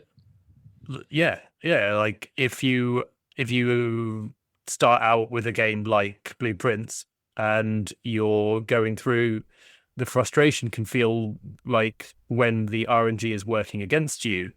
And so initially it takes agency away from you. But as you go further and further, as you said, like a lot of them have mechanics for influencing how that randomness plays out. And that gives you agency back through skill. So it's a sort of carrot and stick moment. that I think is really, really interesting and not in quite a lot of other games. Like, often it feels really bad when you take agency away from a player, generally. And if you do it, you've got to do it in a way that's sensible. But roguelikes sort of buck that a little bit and go, actually, no, we're making this less predictable and then giving it back to you through skill or through knowledge. Yeah. That's interesting, though, because agency, like player agency or whatever, has not been something that I'm ever worried about. Like, I've seen other people play RPGs and, like, get upset when they are railroaded a bit. But, like, if you grew up on JRPGs, that's what they are, right? It is the railroad. It's the railroad. Right. So it's never bothered me at all. But that's an interesting point of view, that it's sort of about learning how to take the agency back from the game. I do think that, like, they do. This is one point that I've written down in my random notes, but they also play with the concepts of ephemerality and of time itself. Like, Definitely. Like you go again and again and again, you redo again and again and again, and you improve yourself, and sometimes in a metagame way again. But it takes the concept of a typical game where you play it to win, and it sort of flips that on its head. And instead, you play to lose. You are expected to fail, and in some roguelikes, you play until you fail. It's just about getting as far as you can. It's not the winning, it is just the taking part. But winning is fun. And one of the things that I love about Hades and Hades 2 is that the dying is a plot point in a way that I think in a lot of roguelikes it's not. At least from what I've seen, like in Slay the Spire, in Peglin, and Crab Champions or whatever. Like, you start over at the beginning and you do your thing, but you're not always like the same crab, I guess, if that makes sense. Yeah. Whereas, it just doesn't acknowledge it. Yeah, it's not a part of the it mechanic. doesn't acknowledge it. Whereas in Hades, it's like every time you come back, Hypnos is like, well, that, whatever, sure got I've never you seen there. that one. Yeah. It's like, maybe you should try not stepping on those traps anymore. Yeah. It's usually pretty quiet keeping watch over the pool of sticks back there, but it's sure been busy lately. Why, somebody else came through just earlier. You should have seen the look on my face when it wasn't you. Glad to keep things interesting. It says here that you got stuck like a piece of meat on a spit by an exalted longspear. Wow, I'll bet that really hurt. Too bad you don't have a thick leathery hide or something that could help protect you in that type of situation. Oh well. Oh well. Oh, I just knew that you'd be back soon as I heard you face the champion of Elysium himself. You know, I've heard that among mortals, it's an honor to be killed by somebody like Theseus. Keep it up and maybe you'll be famous too. Maybe. God damn it. That's not helpful, Hypnos. Yeah. Yeah, Thanks a or lot. like, I don't know, sometimes one of the characters in Hades 2 actually gave me a helpful tip for beating the second boss. And it like genuinely helped me beat that boss for the first time. And so, yeah, it's fun that it feels like the game really plays into that. And that they've recorded enough lines of dialogue with enough different vibes, I guess, that the plot feels like it makes sense regardless of how fast you advance in the game.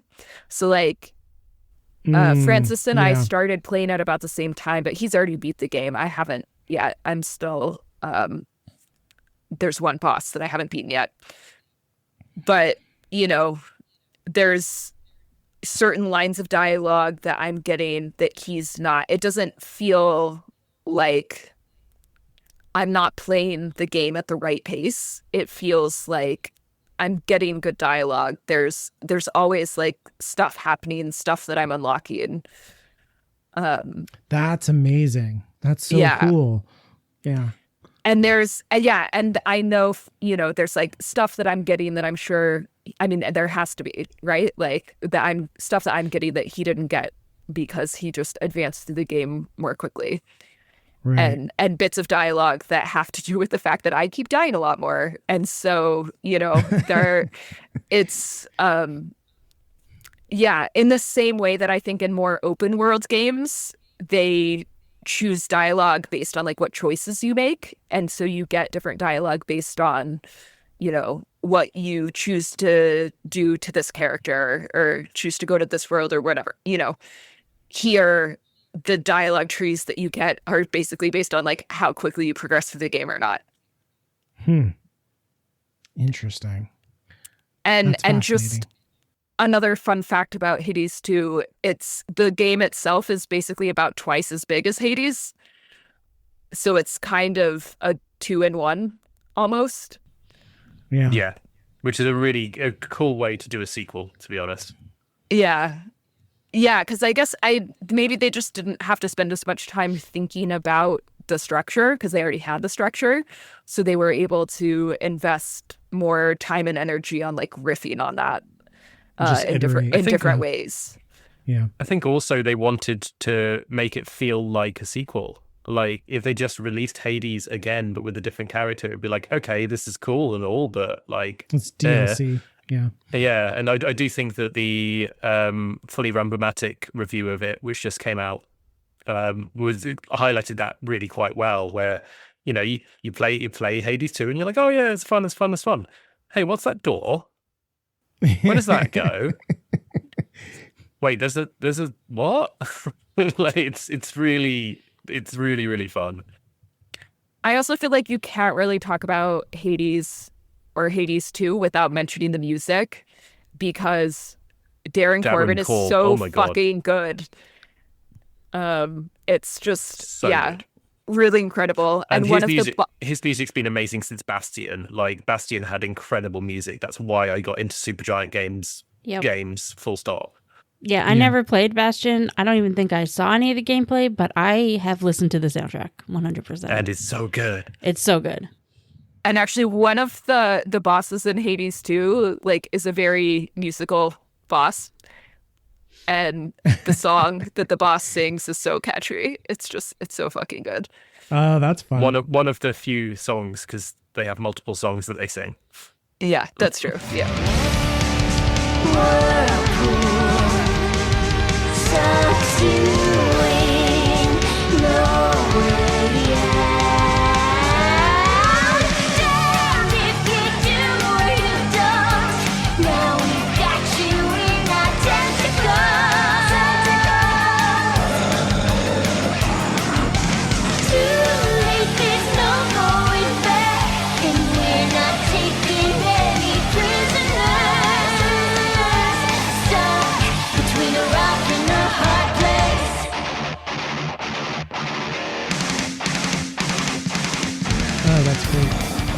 Yeah, that's the other thing I love about Transistor is you could stop at any moment in the game and just engage music, which I don't usually care much about music, but in Transistor, I would just do that all the time. Like if I was feeling anxious or something, I had it on my phone, I would launch Transistor and I would just play the music and it would like calm me down.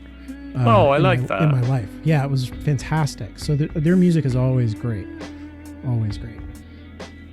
Back on the idea of your death having meaning in the story, another really interesting example of that not in Hades is a game called Rogue Legacy, like I did mention previously. Mm-hmm. And Rogue Legacy has a mechanic where in the canon of the story, when you die, you do die, and your descendants come and attack the castle instead. Right. And yeah, I've heard of this. This is where I thought Rogue-like came from. I thought it was this game. Yeah, that's what I always thought. It's a stunning game. I really, really liked Rogue Legacy. But your characters, because they're descended from the previous one, you end up like there's a certain amount of random traits that you can have. So like if your character this time was really tall and kind of chubby, then the next run through you may have another character that's really tall, or another character that's quite chubby, or another character that's like really bad with ranged weapons. And so you have these traits that go through, and there's a bit of mutation, but like you end, it feels like a family, and you get a family tree of all of the runs you've done and how they're related to each other, and it's just so much fun. Like, I think it's a really good way of incorporating the death mechanic actually into the story, because there's a lot, as Anya pointed out, there's a lot of games where that's just not really addressed, and it's just you're back at the start, cool, we're fine, we're good. But then some of them really have a story reason as to why you're back at the start. Receiver as well does that, but in a very, very different way. That's like, it makes me wonder. But I haven't played what is the tactics game on Switch, Caitlin? Isn't it like the Three Houses? Don't you have kids in that game and stuff? Does that matter in that game? No. There might be other Fire Emblem games where that's a thing, but not where you Three have Houses. kids. Are the houses Fire made Emblem. out of So good. straw, wooden brick? Is No, there they're a like wolf? school houses. Oh, okay. Oh, Yeah, I see what you're doing. Somebody make a Three Little Pigs roguelike. You gotta. I would play the fuck out of that. And the pigs are the bad guys. They're the bosses. You got to be. Yeah, you're the just wolf. this Yeah. sad wolf. Yeah, that reminds me. Like you kept saying that, I was like, keep thinking about Dark Souls. That was the first game I ever played where the death mechanic is part of the game, and then there's even the meta mechanic in that game of like, because it's very existential. It's like you're gonna you beat the game, you saved the world, or you destroyed the world, and then you just immediately start over, and you come to realize that like it's never gonna end. There's no ending.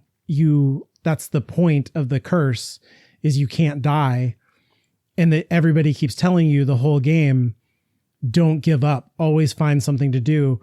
And once you stop playing that game, you've quote unquote lost, right? Like because you gave up. I love when games address the actual player experience of failure, and that failure is like part of the thing, which you would make, all of this stuff is like, I should like roguelikes, but I don't know what it is. I'm just like a grumpy old man. I don't know.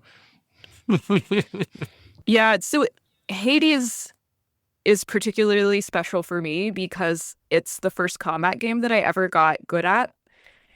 And I don't know if I would have had the patience or the perseverance to like get through the being really bad at the combat without the roguelike structure and without the god mode specifically that we were talking about earlier, where you sort of gain 2% damage resistance every time you die.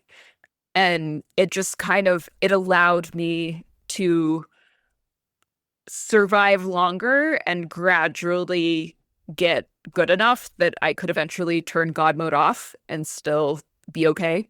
And that was just like, it was such a turning point for me as a gamer. Because just like, as an example, I started out playing Portal and I really, really loved it.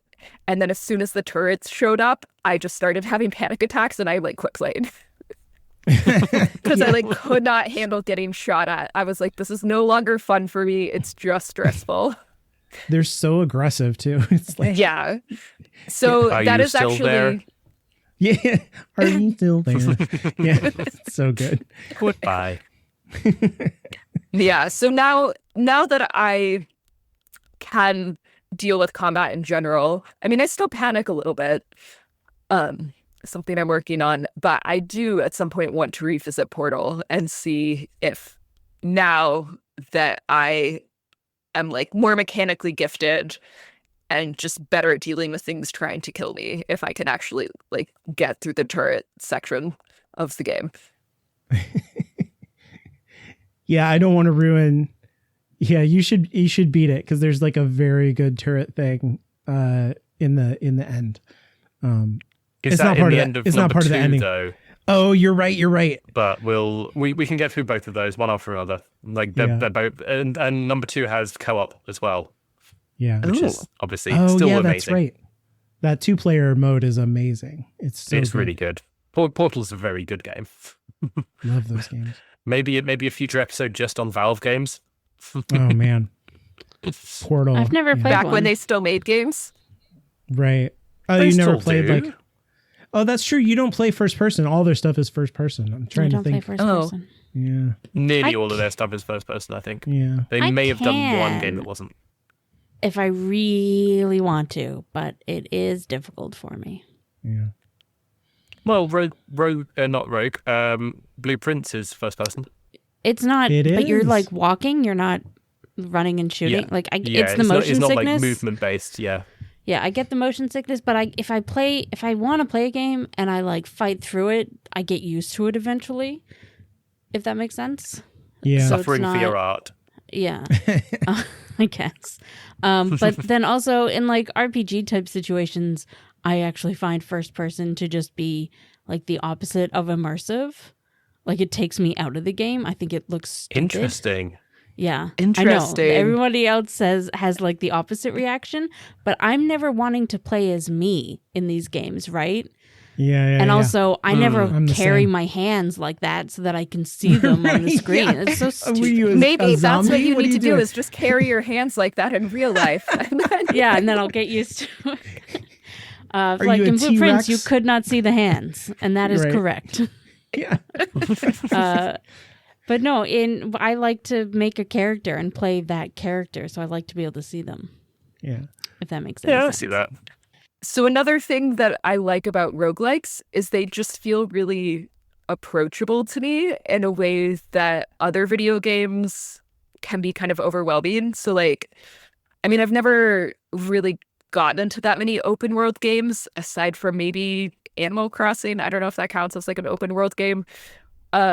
Not I really. enjoyed that argument. I enjoyed that argument though. That would be fun to It's like the closest thing to get one like that I've a- ever done. get like a gamer bro on and be like, we're going to tell you why Animal Crossing is open world. I don't know. It's like I'd get the it for type Slime Rancher. It would still be incorrect, but I'd get it. a game where it's just like open-ended. You just go in and then you just do things until you decide to stop. And I don't know, as someone with an addictive personality when it comes to things like this, having like a discrete start and end point, I find really helpful to be like, well, I'll just do a couple runs and there's these like built-in endpoints where you can quit. I find that really helpful. So interesting because I find it to be the opposite. Like I also kind of get addicted to games like these, but roguelikes are just there. And also kind of Stardew Valley has this kind of feel to it too, where you're like, just one more run, just one more day. I can just keep going One and more suddenly run. Yeah. One more run. and then suddenly it's 3 a.m., and you're like, oh, Exactly. shit. You're not describing bad things here. You're describing good things. I don't know. And then, yeah, the open world thing, it just feels like too much pressure, like too many options. My life is complicated enough already. I want like a linear path that I'm supposed to be doing, and then I can just do that thing and then be done with it. We can tell you about Japanese RPGs. Right. Oh, that's something I know nothing about, really. That is mostly, or I've only ever played ones that are incredibly linear. They're Yeah. just like, here's a story where you have to do the fighting. Hope you that's like all the it one is. choice you have because it's the only choice you have. Yeah.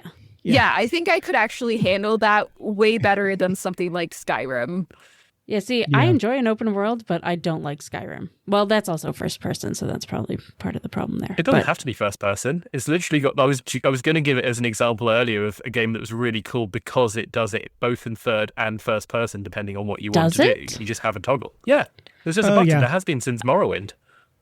Yeah, I was I going to knew say Oblivion and Morrowind had that too. I knew the Oblivion remake had it, but I've never seen a single person play Skyrim in third person. I've never seen a clip Yeah. of it. I've never seen Oh, anybody yeah. mention. This is the first time Yeah. ever hearing about this. Oh my god, I you can think- play Skyrim now. Well, I don't know if I want that to be my life.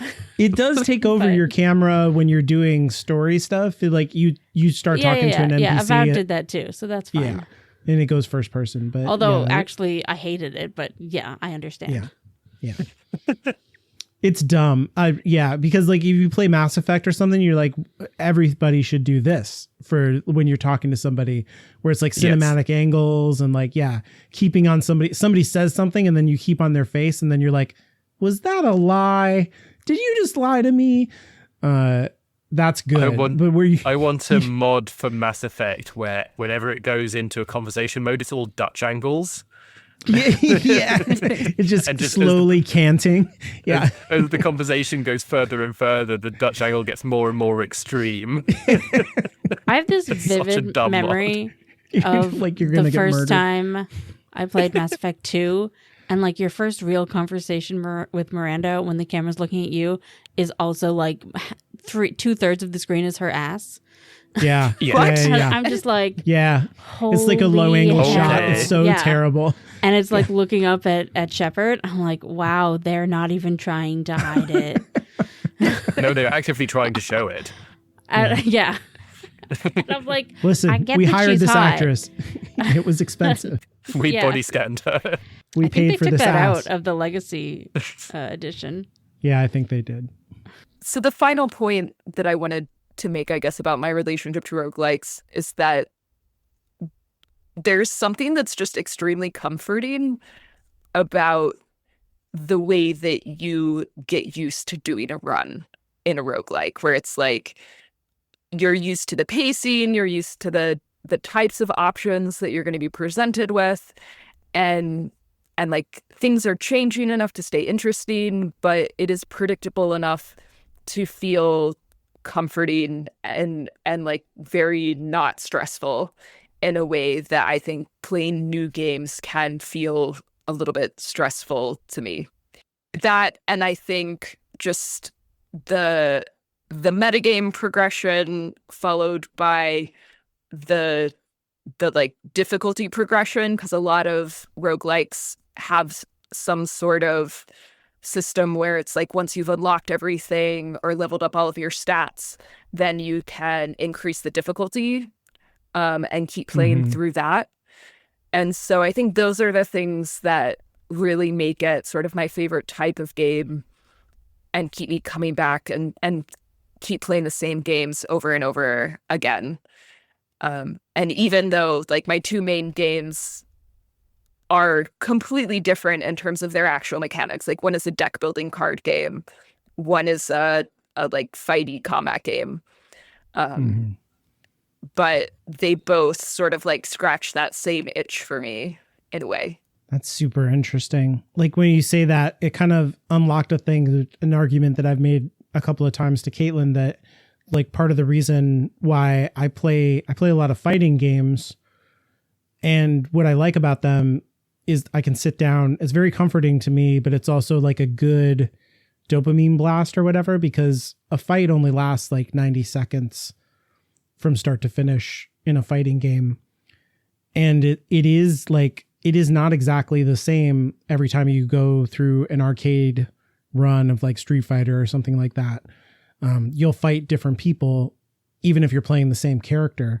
So like suddenly wondering if it has these roguelike elements actually, that like I'm just good at the character that I'm playing, and then I beat the person, I get the dopamine hit. In 10 minutes, I've beaten the arcade mode and gotten the ending. And like the final boss is always the same, but it's not like the moves are exactly the same. I'm not like, memorizing, oh, now he's going to punch, now he's going to kick. There's improvisation and reaction that's happening that's based on my personal skill and agility as a player. That is, where the satisfaction comes from when I get to the game over high score screen and stuff. So I really relate to what you're saying, I guess is what I'm saying, but not in the same genre. But now I'm suddenly wondering if that genre really shares a lot of elements, and what's satisfying to me is the same thing. Maybe you're going to become a roguelike fiend. Yeah, maybe. It does maybe sound that's my like, in. yeah, the fight game is doing kind of a similar thing for you that the roguelikes are doing for me. Yeah. Maybe if it constructed like completely new fighters that I've never encountered randomly, like with fighting mechanics, I would be like, fuck. Then I would be like, no, turn this off. It's because I know the enemies so well inside and out that I can, effectively fight them. So maybe it's not the same thing, but. Well, no, because it's sort of about constructed randomness or structured randomness, maybe. Mm-hmm. So in most roguelikes, you'll have like a set of enemies, and you can learn an individual enemy. You can learn their patterns. You learn if they telegraph attacks, things like that. That's absolutely fine. And then you can pick that up, and then next time you see it, you get a better idea of how to fight that thing. But you may not know exactly where in the run they come up, or you may not know, especially if it's like a base level enemy, it may come in different contexts. Is it different to fight it when there's environmental hazards around, like traps? Is it different if they're powered up in some way? All of these different things kind of play together.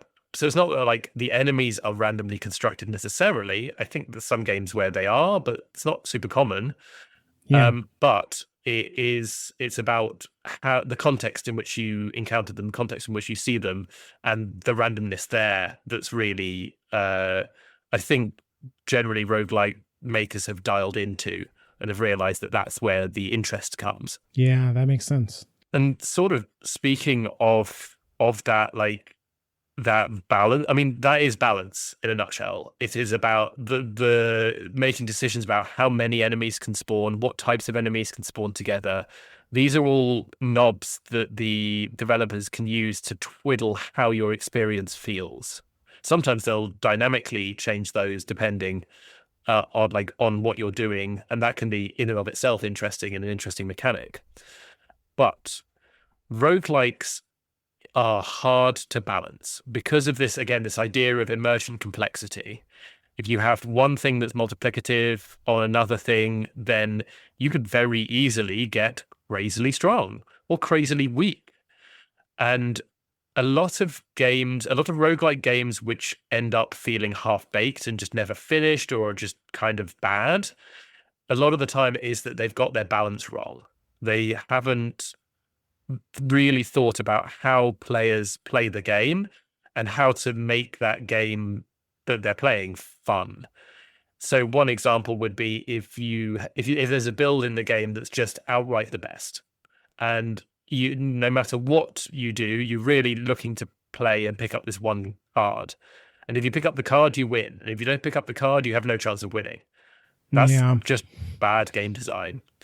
So, but it's like it is. They haven't thought about, they haven't played it enough. There's not been enough playtesting. There's not been enough people playing the game who are trying actively to break it, to find those edge cases and to fix them up. Now, sometimes that can become the fun. And in fact, I would argue, and I'm not the only one to make this argument, but I do feel it quite strongly, that the fun of a roguelike game is in the power fantasy. It is in the ability to get too strong and to almost trivialize the game. You don't want to have it completely trivialize, but you want to get to the point where you are broken. You like there's almost a point, stepping over a point where you're like, I can't really lose this. And then you get to have your power trip for that run. And then you start again from scratch. So you never get like so broken. No, it's not like in Fable where you could just spend your first hour of gameplay trading with the first trader in Bowerstone fucking apples and carrots until you have unlimited skill XP and you have unlimited money, and then you can just go and buy some of the best weapons in the game straight out. Right. Which is also still how I play Fable every single time, because I fucking love that. It is not good from a kind of game design perspective, but my god, is it fun. But yeah, the joy of a roguelike is also its downfall. If you can break it too often, it never feels particularly entertaining.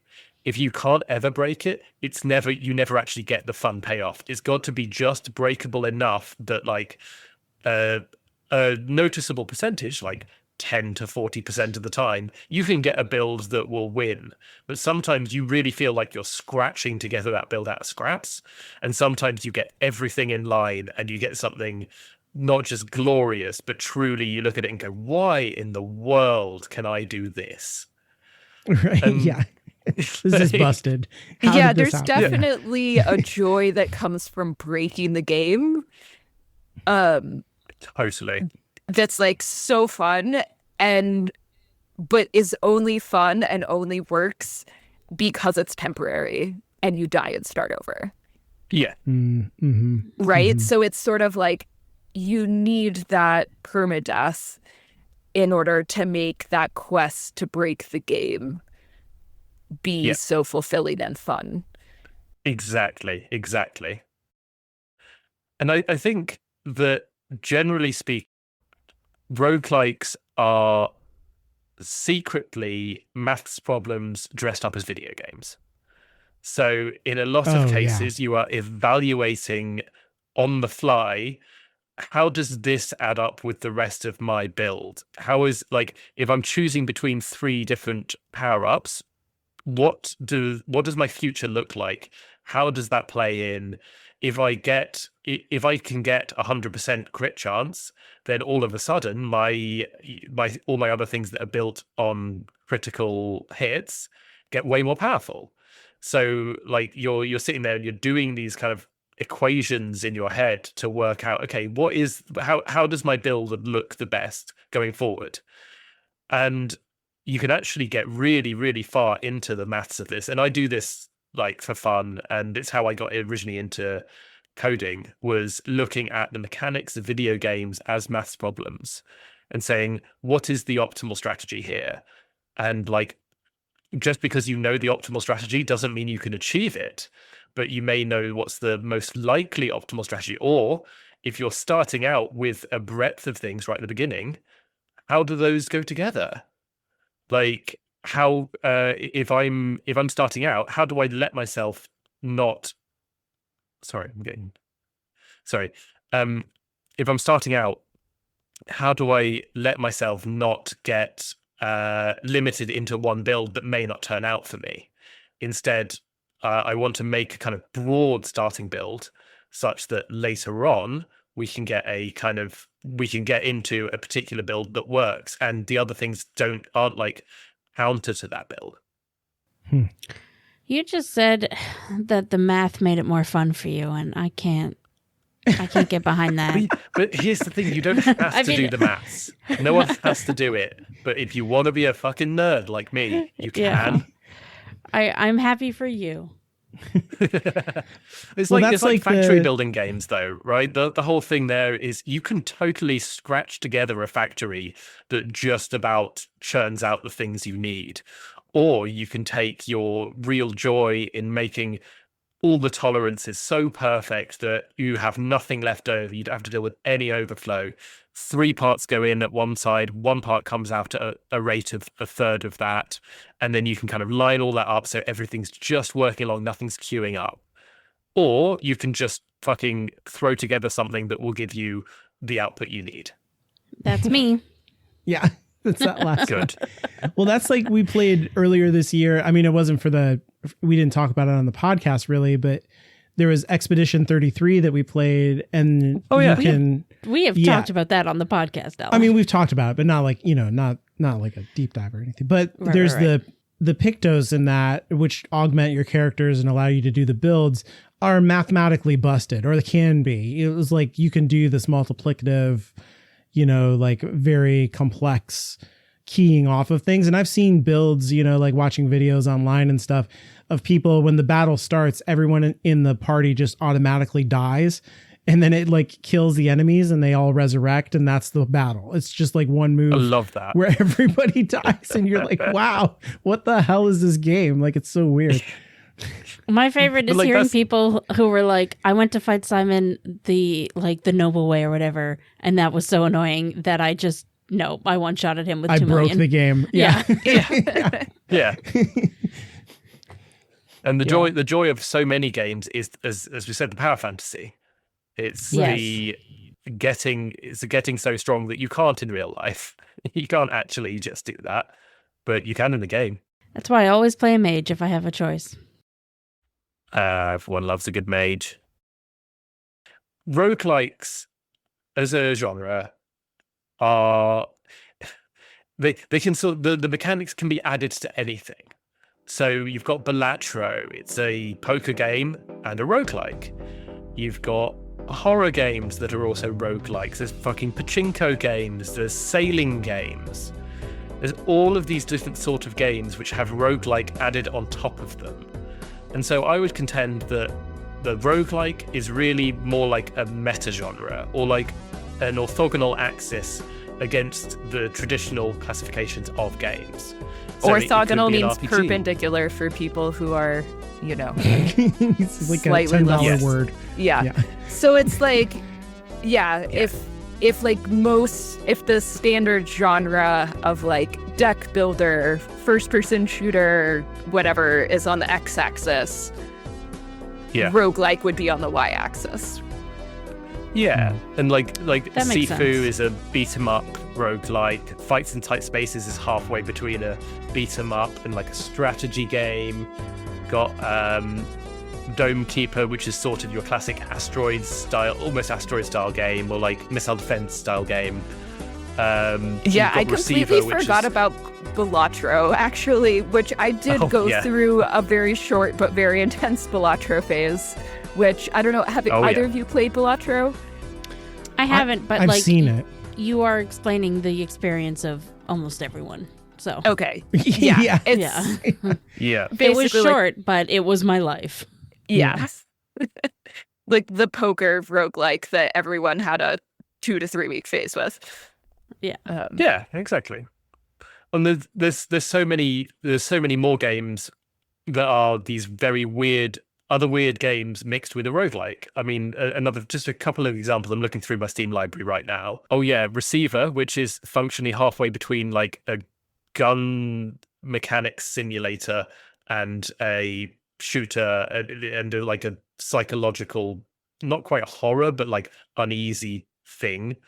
You've got BPM, which is a rhythm game, and there's also Crypt of the Necrodancer, I think, which is a rhythm game, but also a roguelike. Luck Be a Landlord is a slot machine, as is Clover Pit.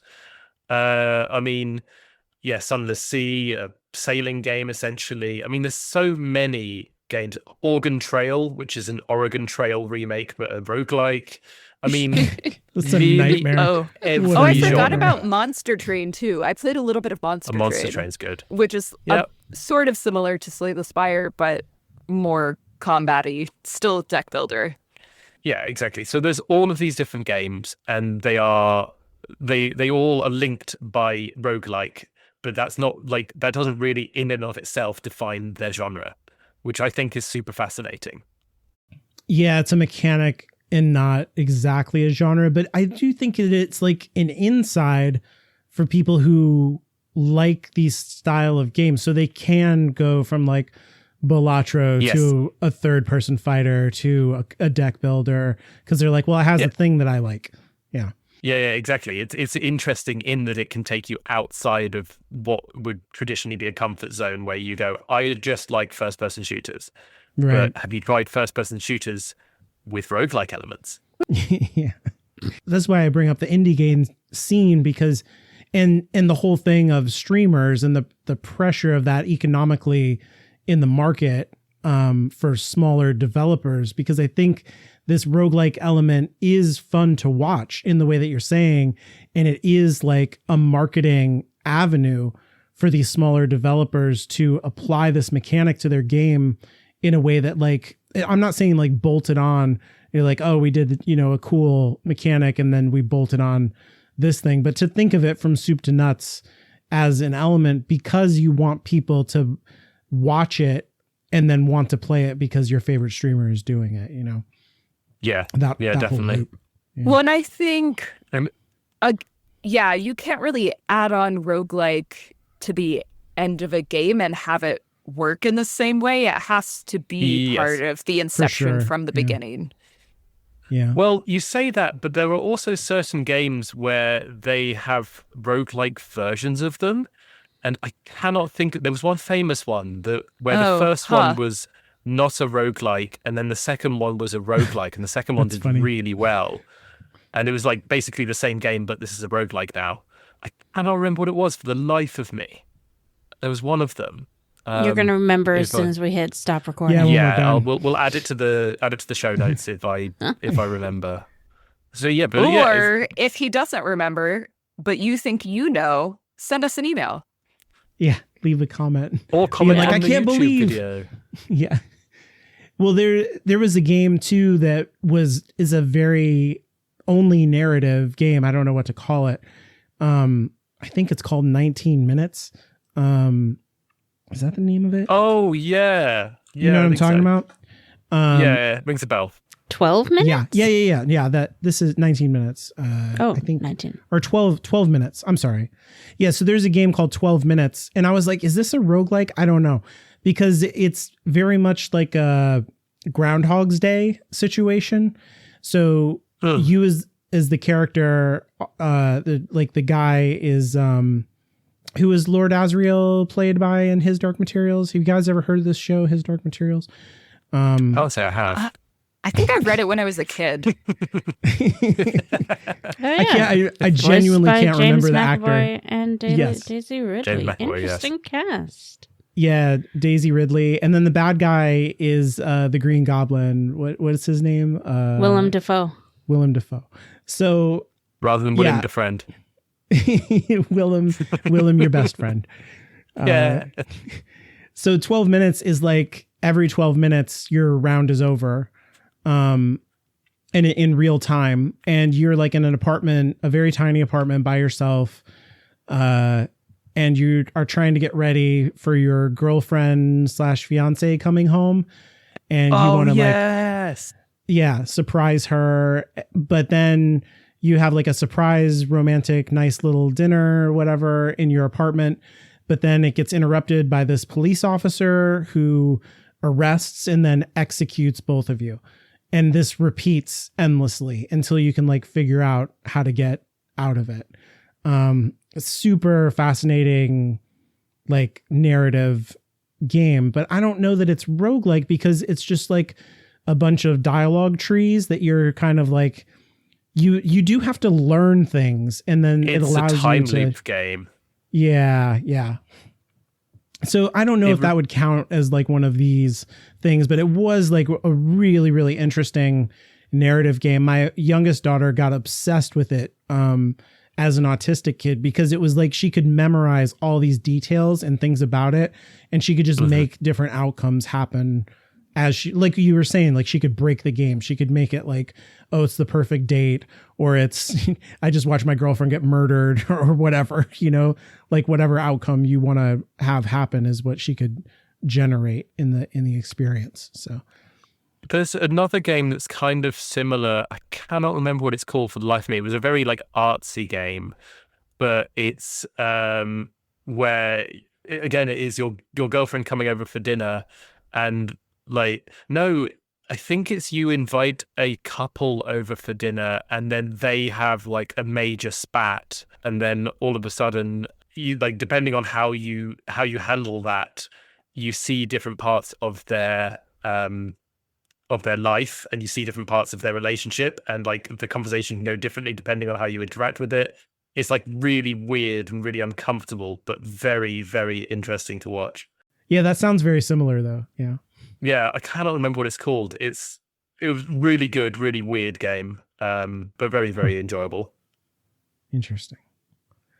Yeah, so I think there's a lot of flexibility to the thing, and then there's a lot of incentive financially for people to do it, not just because it's popular, but because it's fun to watch. So, yeah.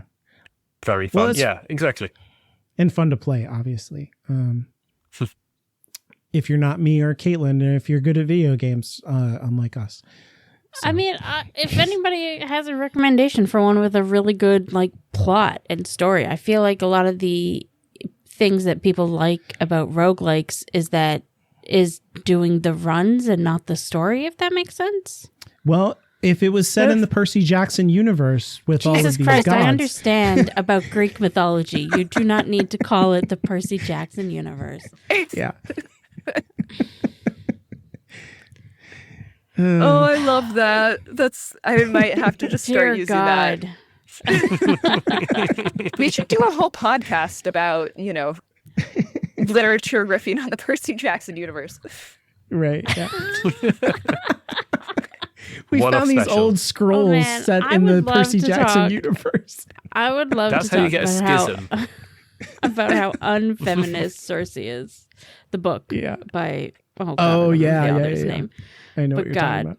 that was sold to me as this like big feminist manifesto of the character Cersei, and I read it and I'm like, there are no women in this story. What are you talking about? Yeah, cool. I guess we did it. We did it. We reported the news. We solved Rogue-Lite. For a long time in my life, I didn't know which. I thought one of those was like the correct version and one was the incorrect version, so I just never said it. Yeah. You know those games that are like sort of like Rogue, but not Yeah. roguelikes, maybe, possibly. Exactly. All right, if you want to make me a recommendation for a roguelike that is not Hades, I've had that Percy Jackson recommendation. universe. I know about Hades. You can Set in the Percy reach out to Jackson the show universe. on Blue Sky at Inferior Gaming, or me personally on Blue Sky at Inferior Caitlin. You can follow me, Anya, on Blue Sky at strangely-literal. And you can follow me, Francis, on Blue Sky at franwin.co.uk. Yeah, you can send us emails with your recommendations to inferiorgamingpod@gmail.com, or you can go to the combat page. Why did I almost say that? You can go to the contact page at hollowedgroundmedia.com by scrolling down to the bottom and filling out the form. And remember, roguelike, not roguelite. Or is it light, not like? Good. We solved There, nothing. that'll be it. Welcome to Measures of Truth, a His Dark Here's Materials. that Materials podcast. I'm Caitlin. Oh, geez. And here is a 2-hour summary of the chapter written by Anya. Why are you trying to torture me? Yeah. Oh, unfortunately, this game, it says it's in the Apple version anyway that I can see. It says data is not collected on you. So you are not helping to train an AI. You should really find something else to do with your time, how I think. uncivically minded of us. Right. Yeah. Okay. So we've defined our terms. So like, what for you are like the favorite games that you have to play in these genres, guys? Like, because we Wait, are we talked not about gonna I all love of that our. you Go on just the document? immediately went off script here. Oh, I did know. You were like, what's your so favorite when we have Oh, you know first, why? favorite, Because- worst? Yeah, my bad. I'll redo it. But I had scrolled down past first, so that's why. Gotcha. Sorry. So like, okay, We're we've back. yeah. The No like problems, absolute no outtakes. feeling of rage that I immediately I was like, we must follow the script. I It will filled be this order. out. God damn it. No, rage is wrong. Discomfort is more And accurate. like, I absolutely don't care if we follow the script, but I could tell everybody was just like, It's like a cat when you move it from a sofa and it goes, Yeah. why would you betray me like this? Yes, that is how I oh, felt. jeez. Yeah. All right. Another thing that I like about Rogueslite, blah, blah, blah. I'm going to start that sentence over again. Is that the plural of roguelikes? Rogueslite. Roguelike Yeah. is rogues like. Yep. It's from Yep. the French. And then they have like a major spat. Oh wow, I can really hear myself. Oh, that's weird. That's strange. Yeah, they have like a major spat, and then all of a sudden, you like, depending on how you handle that, you see different parts of their life, and you see different parts of their relationship, and like the conversation can go differently depending on how you interact with it. It's like really weird and really uncomfortable, but very, very interesting to watch. Oh, it's sorry. Oh, am I? I guess I can was hear- leaning too close to the microphone. Oh, It was really loud. yeah. Oh, really? Oh, that's Yeah. wild. Sorry, editor. That's all right. It's hilarious. All right. Oh, well, I still think we did should it. do a. I was going to say, I still think we should do a chaos podcast. Well, I know the, what the TV show. Yeah, I know it got canceled, but I think Oh. season 1's good enough. It is pretty good. I It's don't watch amazing. TV Percy shows I'm Jackson universe. interested in. Yeah, and it's set in the right. Percy Jackson universe. That's right. Good God. Yeah, it has all the same characters. Amazing. Yeah. So okay. Outro. That's me. It's a good transition. That's not. Please cut that out. I will cut that. Okay, good. All right, so that's it. Oh, fuck me. I barely talked to this episode, so now I don't have it. Oh, fuck me. And remember, usually I have one. And remember, one more run. One more. One more run. Yeah. Yeah.